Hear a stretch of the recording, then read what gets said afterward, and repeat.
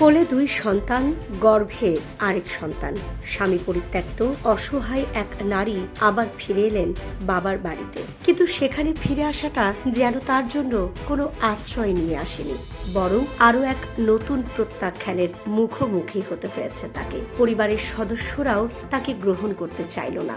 বিশেষ করে বড় বোন লতার চোখে তখন ছিল দীর্ঘদিনের জমে থাকা অভিমান আর ক্ষোভ। বাবার মৃত্যুর পর খুব অল্প বয়সেই 2 বোনের জীবনে নেমে আসে কঠিন বাস্তবতা। সংসারের দায়িত্ব কাঁধে তুলে নেওয়ার কথা ছিল সবার, কিন্তু বিশেষ করে লতার উপরই পড়ে সবচেয়ে বেশি চাপ। সেই সময়ে ঘটে যায় এক ঘটনা যা তাদের জীবনের মোড় ঘুরিয়ে দেয়। মাত্র 16 বছর বয়সী আশা নিজের চেয়ে অনেক বড় বয়সের বোনের সেক্রেটারির সঙ্গে পালিয়ে গিয়ে বিয়ে করেন। এই সিদ্ধান্ত লতার ভেতরে গভীর ক্ষত তৈরি করে, কারণ ছোটবেলা থেকেই লতা ছিলেন আশার ছায়াসঙ্গী। শৈশবে তিনি ছোট বোনকে কোলে নিয়ে স্কুলে যেতেন। পরে যখন জানা গেল একই ফিতে 2 বোনকে পড়ানো সম্ভব নয়, তখন লতা নিজেই পড়াশোনা ছেড়ে দেন। তিনি কখনো নিজের স্বপ্নকে গুরুত্ব দেননি, বরং সব সময় আশার ভবিষ্যৎ করার জন্য নিজেকে উৎসর্গ করেছেন।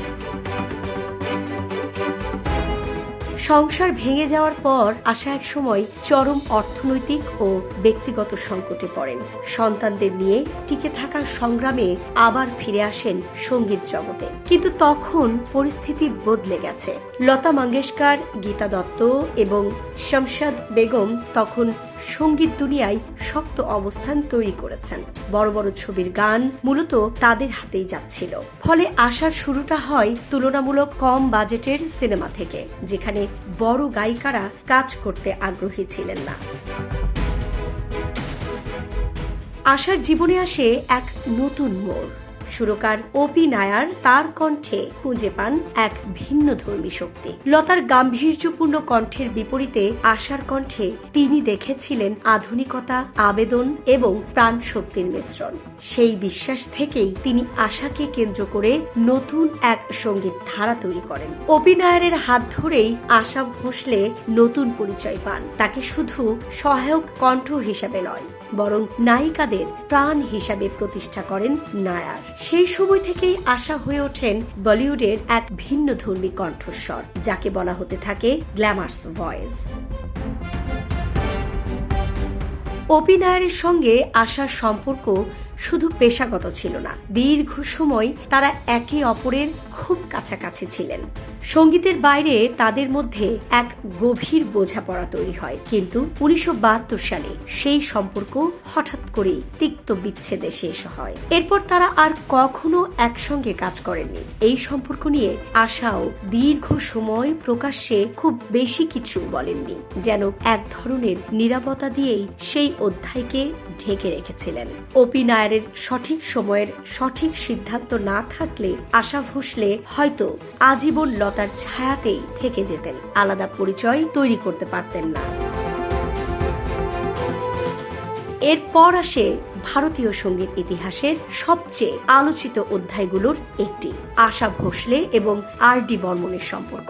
রাহুল দেব বর্মন, যিনি পঞ্চম নামে পরিচিত, ছিলেন পরীক্ষামূলক সুরের একজন পথিকৃৎ। তিনি সবসময় নতুন কিছু করতে চাইতেন, আর আশার কণ্ঠ সেই নতুনত্বকে বাস্তব রূপ দিত। কাজের সূত্রেই তাদের পরিচয়। প্রথম দিকে এটি ছিল শুধুই পেশাগত সম্পর্ক। রেডিওতে আশার গান শুনে রাহুল তার অটোগ্রাফ নিতে আসেন। সেখান থেকেই শুরু হয় পরিচয়। সময়ের সঙ্গে সঙ্গে সেই পরিচয় গড়ে ওঠে গভীর বন্ধুত্বে। আশা এক সাক্ষাৎকারে বলেছিলেন, রাহুল ছিলেন খুবই সাধারণ, কিছুটা লাজুক একজন মানুষ। তিনি তাকে পড়াশোনা শেষ করতে বলেছিলেন, কারণ রাহুল কলেজ ছেড়ে দিয়েছিলেন, কিন্তু রাহুল সেই কথা শোনেননি, বরং অভিমান করেছিলেন। এই ছোট ছোট ঘটনা, কাজের ঘনিষ্ঠতা এবং সুরের মিল ধীরে ধীরে তাদের সম্পর্ককে এক ভিন্ন স্তরে নিয়ে যায়। পরে তারা বিয়ে করেন 1980 সালে। দুইজনেরই দ্বিতীয় বিবাহ। বয়সের পার্থক্য, সামাজিক সমালোচনা এবং ইন্ডাস্ট্রির নানা গুঞ্জন সবকিছুকে পাশ কাটিয়ে তারা একসঙ্গে জীবন শুরু করেন। একসঙ্গে তারা সঙ্গীত জগতে এক নতুন যুগ তৈরি করেন। ক্যাবারে, রক, পপ, গজল সব ধরনের গানেই তারা এক নতুন ভাষা তৈরি করেন। বলা যায় আর.ডি. বর্মনের সুর পূর্ণতা পেত আশার কণ্ঠে।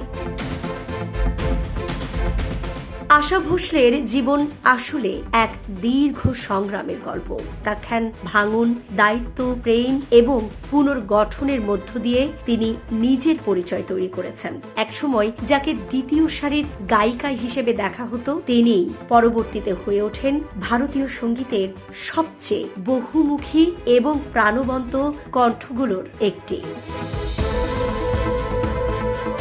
Desk report, Dhaka express.